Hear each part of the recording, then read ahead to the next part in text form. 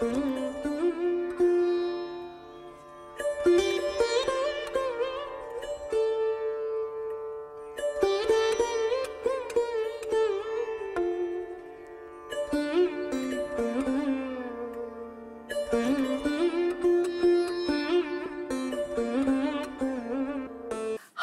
and welcome to all the listeners of the Global India podcast. I'm your host for this episode, Aruna Moidu. And our guest today, a man more commonly known by his sobriquet, the Birdman of Coorg, is Mr. Ganesh. After completing his degree in environmental science at Karnataka University, Ganesh returned to his first passion of ornithology, to share the wonders of the birder's paradise that is his native Coorg with visitors from India and all over the world.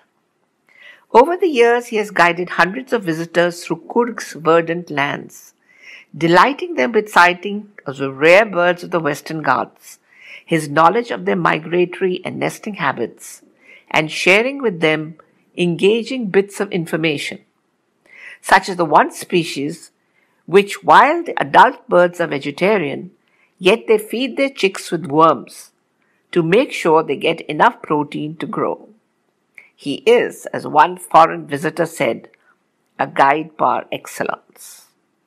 But his pièce de résistance is his ability to imitate bird calls, so realistically that even the most timorous and reticent of birds return the call, thereby indicating their location and making it easy to be spied in the dense foliage.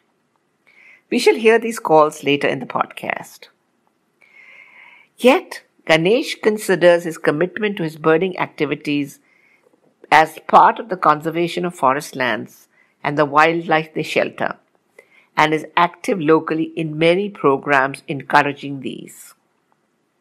Coorg, with a variegated vegetation of tropical, deciduous, evergreen trees and thick jungle, along with plantations of coffee, paddy, cardamom and pepper, make a veritable paradise for birds and bird watchers. Mr. Ganesh, welcome. Thank you for being here today. I can only repeat, especially after our own birding trip with you, what so many of your guests have already said.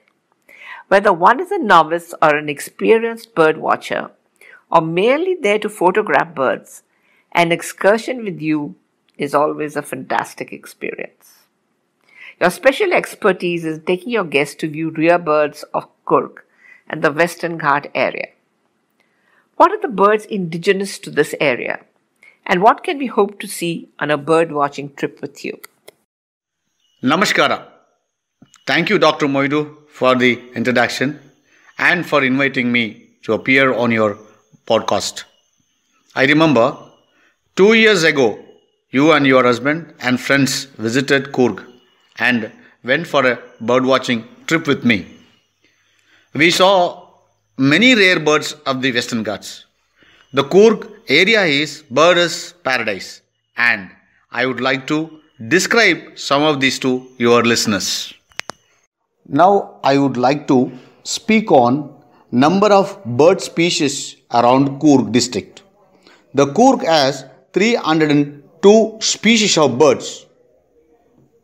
Moving on to our rare species birds found in Coorg, namely raptors, woodpeckers and mynas, sunbirds, leaf birds, flycatchers and thrush, kingfishers, flower peckers, starlings and bulbuls, tree pies, also parakeets and etc.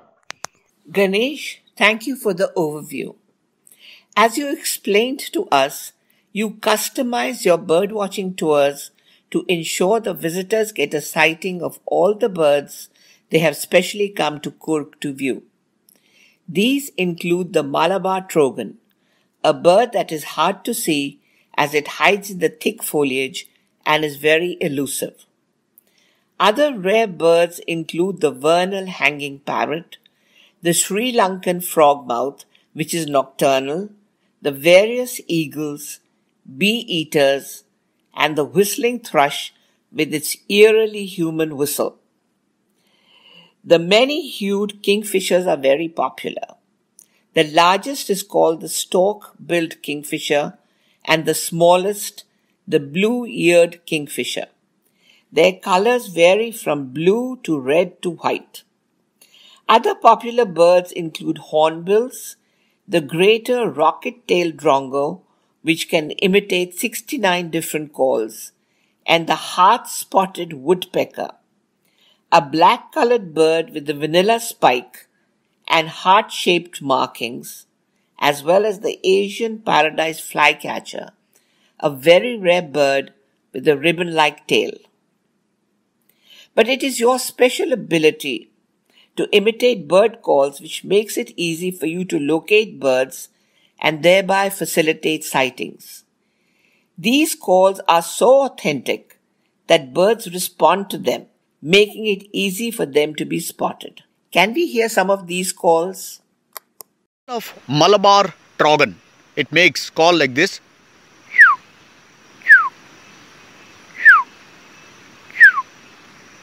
Like this. Bay-banded cuckoo shrike.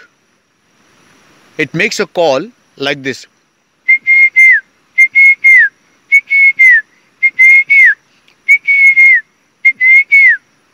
Like this it makes.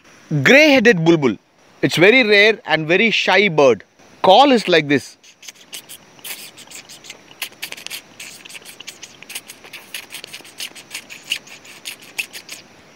This is how it calls.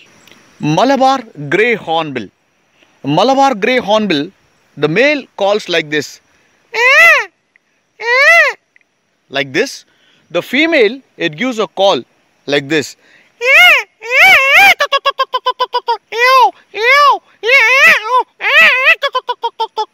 This is how it communicates. Malabar barbet, which makes a call like this.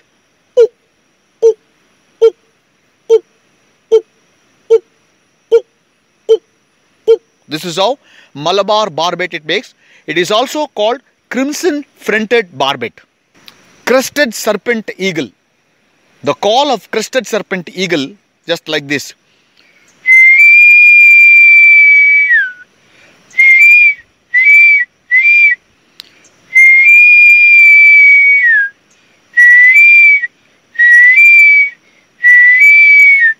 Like this.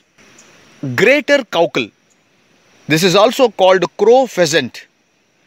In Hindi, it is called Bharatdwaj, which imitates beautiful call, and this call will be like this.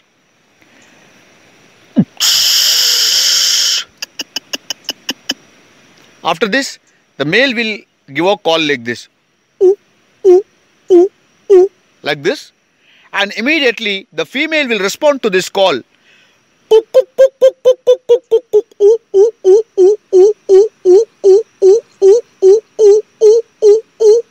Like this.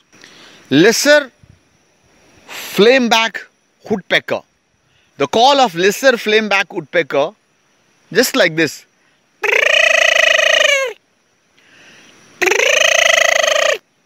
This is how the lesser flameback woodpecker gives a call. Puff-throated bulbul. It makes a call like this.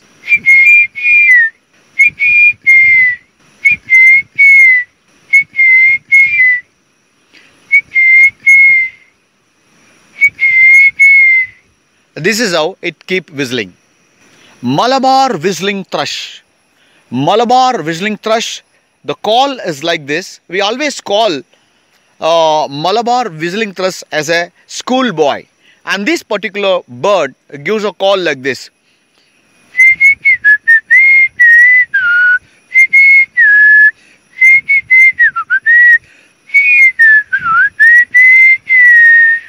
This is how it.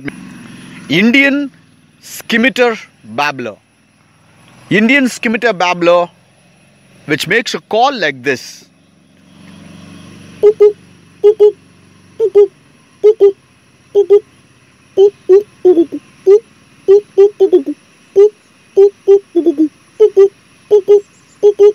This is how Indian scimitar babbler makes a call.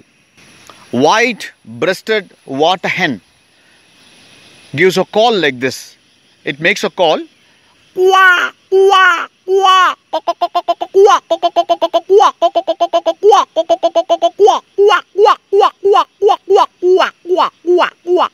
Like this. The brown fish owl. The brown fish owl sighted in Coorg, it gives a call like this.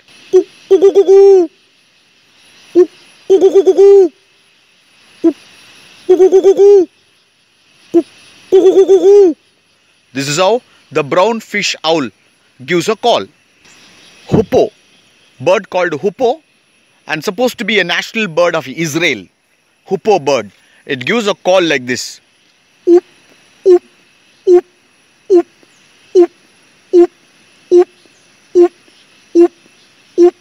Like this. Also, the many more bird calls which I can imitate during the bird watching activities in Coorg. You have followed the migratory pattern of several bird species over the years. Where do these winter visitors come from and why? During the month of December, January, February till the mid of March, various species of birds, they keep migrating all the way from Siberia and from Himalayan region. Mainly these birds, they keep migrating because of escaping cold weather from the place they are. They come in the month of January and February, which is also the best time for the nesting for several species. Also to laying the eggs. At the time, we see bar-winged goose. It's a duck. It has a remarkable because it is a heavy bird, but they can fly at the great altitude or the Himalayan region. There are several birds to describe which keep migrating and coming to various parts of Karnataka, and few they come to Coorg also. The grey-headed fish eagle, it's from Himalayan region they come. The grey wagtail, we call yellow wagtail, which comes from the higher altitude to lower altitude to escape the cold. And bird called Indian pitta, which is known as a Navaratna. Nava, it means the now, Ratna, it means the gold, which has a 9 color in one particular bird. This bird looks very pretty, the gorgeous. And this bird keep migrating from Himalayas and comes to Coorg and it gets back to Himalayas. And we have a bird called osprey, is one more, the fish eagle, and which keeps migrating from Himalayas, and it keep on migrating various other parts of India. North India to South India to West India, West India to East India, it keep migrating, called osprey. And we have a bird called whistling duck. It's one of the duck species. We can always find them in the sweet water rivers. These rivers, these ducks will come and occupies, and especially the month of December, January and the February. The bird called dollar bird, the shape of the bird looks, the face looks like a coin and has got a beautiful pink beak. It also keep migrating all the way from Himalayan region and come to this place. And we have a black baza. The black baza is supposed to be a smallest raptor or eagle in India. One of the smallest raptor, which keeps all the way from Himalayan region and they come down to Coorg, and we can find them during the time of winter. We have a black eagle, Indian black eagle, and these black eagle are found in the thick density forest inside, and especially in the Western Ghat region. They come from Himalayas. Do different species of birds have different times for nesting? What are the special peculiarities of some species during this time? Do they have other specific characteristics? Different species of the bird, they have a different season for nesting. They have special peculiarities, and also they have different characteristics or nesting behavior, what you call. There is a bird called jungle babblers. They are also known as the seven sisters because they keep moving always seven of them together. That is the reason it's called seven sisters.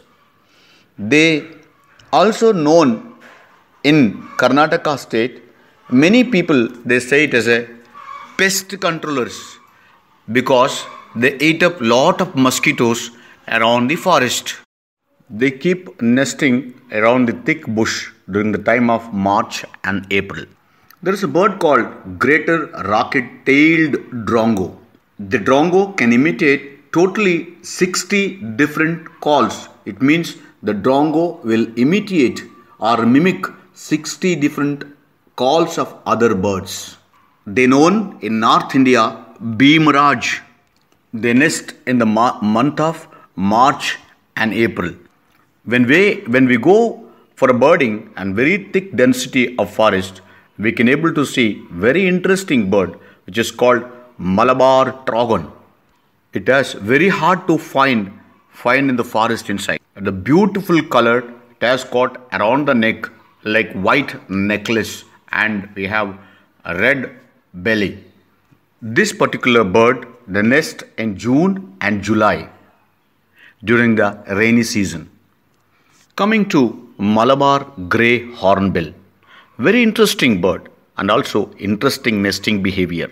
The time of nesting season is March and April.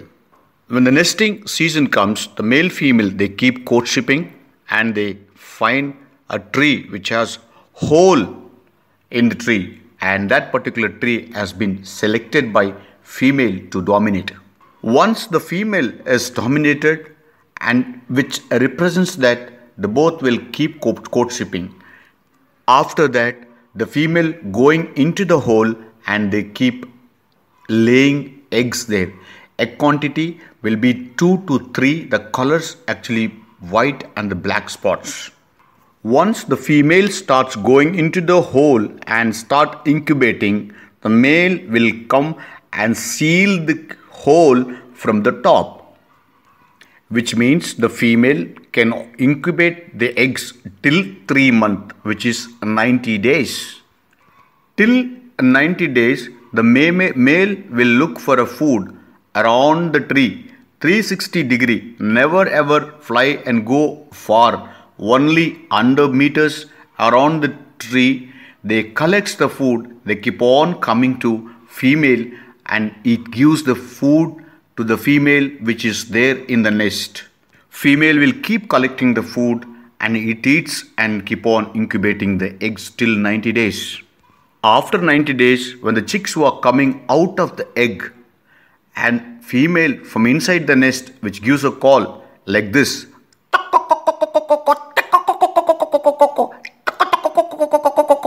This is how the female gives a call.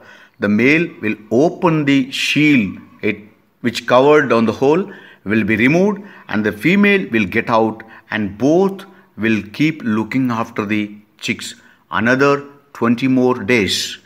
After 20 more days, the chicks will come out of the nest and male female will be escorting these chicks till 8 to 9 days till they become independent. When they will be independent, they will keep fly and go away. This is a small story of the hornbill in the Western Ghats of Coorg.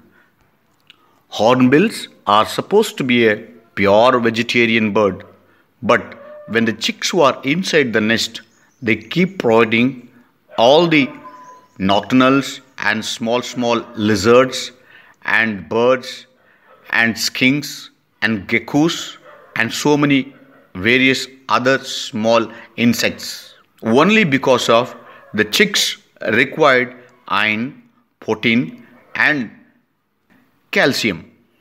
Very sad part of this hornbill. Imagine the female when there is a nest and the male is looking for food and going 100 meters around the tree within 360 degree.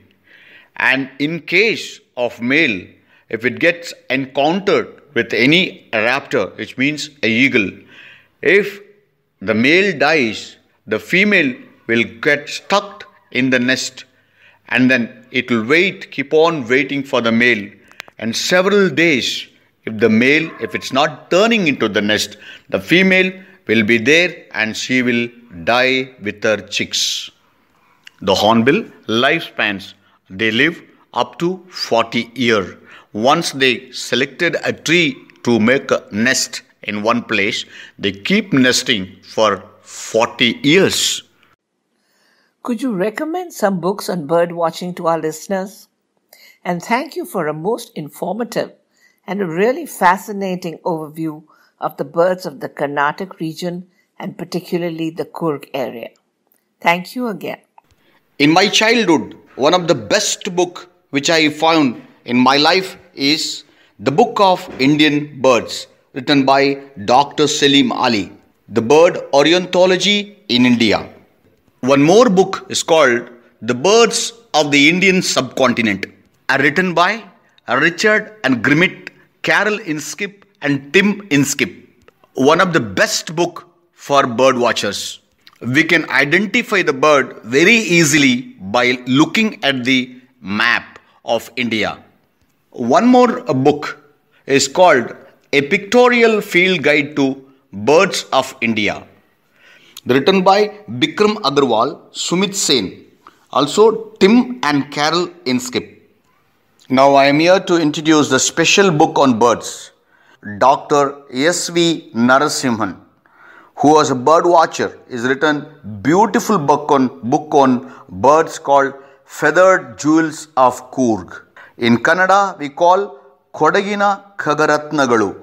Beautiful book, and it is introduced by Coorg Wildlife Society. Thank you.